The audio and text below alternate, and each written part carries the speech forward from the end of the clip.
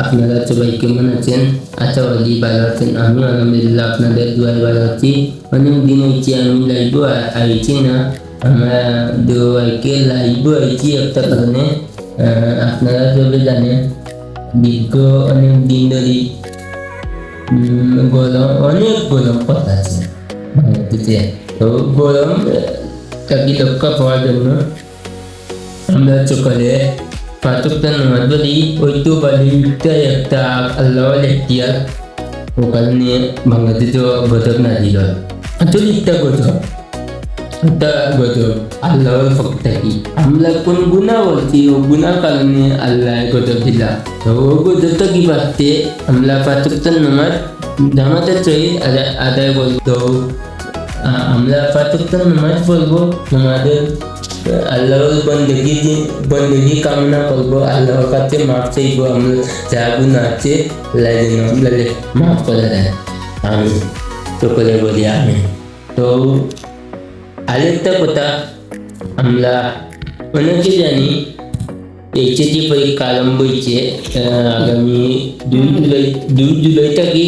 তো সকলের জন্য আমার শুভকামনা রইল এইচএসসি পরীক্ষা দিতে জন্য। আর আমার জন্য, বিশেষ করে আমার জন্য দোয়া করবেন। আমার পরীক্ষা 11 তারিখ।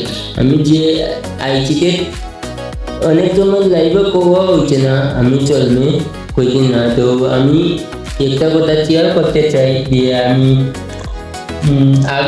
গত বছর আমি এইচএসসি দিয়ে বাইরে ওইগুলা, মানে এই বছর আমি আচ্ছা থাকতাম। তো একটা বলার কারণে বা ওই তো বলে একটা কারণে আমি পাস করতাম পারছি না। তো প্রতি সাবজেক্টে পাস, কিন্তু আইচিটিতে পাস করতাম পারছি না। তো এই বছর নিয়ে আপনাদের দোয়ায় আমি আবারও আগামী 11 তারিখ আমার আইচিটি পরীক্ষা, সকালে দোয়া করবা। খালি আমার না, শুধু আর জেলা পরীক্ষা দিই। যেমন ধরো 2 তারিখ থেকে পরীক্ষা আরম্ভ হয়েছে, এরা পরীক্ষা দিয়ে 11 তারিখ দিব। 11 তারিখ সবার আইচিটি পরীক্ষা, সবার যেন আইচিটি পরীক্ষা ভালো হয় এই আশা করি। আমার জন্য সকালে দোয়া করবেন, আমার আইচিটি পরীক্ষার জন্য আল্লাহ তাআলা ভালো করে দেয়। আর এই বছর আমি এই বছর যেন আপনাদের দোয়ায় আমি ভালো কিছু করতে পারি, ভালো ফলাফল নিয়ে আসতে পারি। এই বছর আমারও বিশ্বাস আমি পাস করবো। 2 বছর হয়ে গেছে, কারণ এই বছর নিয়ে আমার 2 বছর লেপাল অলরেডি চলে। কারণ আমি যদি না পাস করি, কারণ আমার অনেক বন্ধু বান্ধব, আত্মীয় স্বজন এরা আমাকে আমার লেজিও করবে, বা আমার বন্ধু বান্ধবও আমার লগে ম্যাক্সিমাম জেলা পড়ছে, এরা তো উচ্চ লেভেলে উঠে গেছে। আমি এগো আইয়ে পাস করতাম পারছি না। উচ্চ লেভেলে উঠায় আমি এখন তাদের মানে উচ্চ লেভেলে দেখতাম পারছি না। তারা আমার অনেক উচ্চ লেভেলে, অথচ আমার বন্ধুদের লগে আমি দীর্ঘদিন স্কুলে মজা আড্ডা বিনোদন করছি, অনেক একসাথে পড়ছি। আর আমার বন্ধু নইল গিয়া চল্লিশ আমার বন্ধুদের লোকে জেলা লোকে পড়ছে, সবাই মানে আমাদের তো ইয়ে উচ্চ লেভেলেও কলেজ, আবার কেউ মদনমোহন কলেজ, আবার কেউ কামারবাজার কলেজ, আবার কেউ কিন্ডার দিয়ে ইস্টার লাইট কলেজ, ও বিভিন্ন জায়গায় মিলিয়া ফলালেখা করতে চাই। আমি দক্ষিণ দিনাজপুর কলেজে পড়ি, আর আমার দোকানও আছে কলেজের সামনে অপোজিটে আমার দোকান। আপনারা চিনবেন, যাবেন। অনেক দোকানের নাম কি? দোকানের নাম গিয়া আইডিয়াল এন্টারপ্রাইজ। আপনারা যাবেন। এই তো দক্ষিণ দিনাজপুর কলেজের বাম সাইডে, ডাইন সাইডে দোকানটা।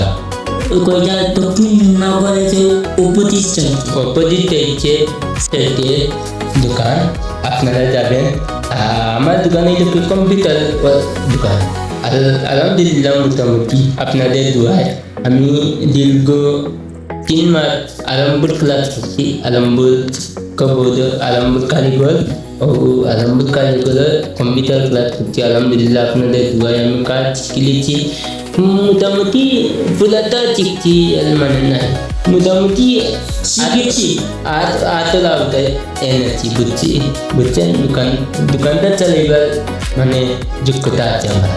দোকান অলরেডি একটা দোকান ঢুকাইলাম, আর আপনাদের দুয়ার দোকান যদি পাই তে আমি আপনাদেরকে দোকানে দেখাবো আপনারা আমার দোকানে যাবেন। আমার দোকানের নাম আবারও বলছি, আইডিয়াল এন্টারপ্রাইজ, সন্দীপুর বঙ্গবিল্লু, দক্ষিণ দিনাজপুর। আর কলেজের অপোজিট সাইডে আমার দোকানটা হচ্ছে। আর আমার দোকান কম্পিউটারের সকল ধরনের কাজ করা হয়, অনলাইনের আবেদন, আইডি কার্ড সংশোধন, মানে বিভিন্ন কাজ খোলা হয়। আপনারা যাবেন, ফটোকপি সব কিছু সিটির আবেদন আর আবেদন খোলা হয়, মানে সব কিছুর আবেদন খোলা হয় আমাদের দোকানে। দোকানের নাম বারবার বলছি, আইডিয়াল এন্টারপ্রাইজ। আপনারা সবাই মানে উপস্থিত থাকবেন আর যাবেন, দেখবেন আমাকে ওখানে পাবেন। আমি এখানে ওনার হিসেবে আছি, আর আমার স্টাফ আছে মনে হয় দুই থেকে তিনজন, আর আমি ওনার হিসাবে দোকানে আছি। দোকানটা হলো কি আমার, বুঝছেন? আর আমার দোকানে কেউ খালি আতে চলে যাবেন না, ইনশাল্লাহ সব পাবেন আমার দোকানে। আর কিছু বলবো না, কোথাও বলবো না, এই বলে আমি আমার ব্যবসা শেষ করছি। সবাই ভালো থাকবেন, সুস্থ থাকবেন।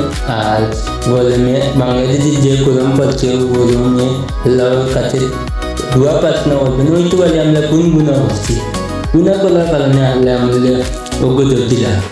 তো আল্লাহর কাছে আমরা এই প্রার্থনা করি যে আল্লাহ আমাদের গজব থেকে উদ্ধার হলো। আমরা যেহেতু মুসলমান, তো এই বলে আমি আমার বক্তব্য শেষ করছি। সবাই ভালো থাকবেন, সুস্থ থাকবেন, আর পরিবারের সেবা যত্ন করবেন, বিশেষ করে মা বাবার সেবা যত্ন করবেন। আমি আমার বক্তব্য এখানে শেষ করছি।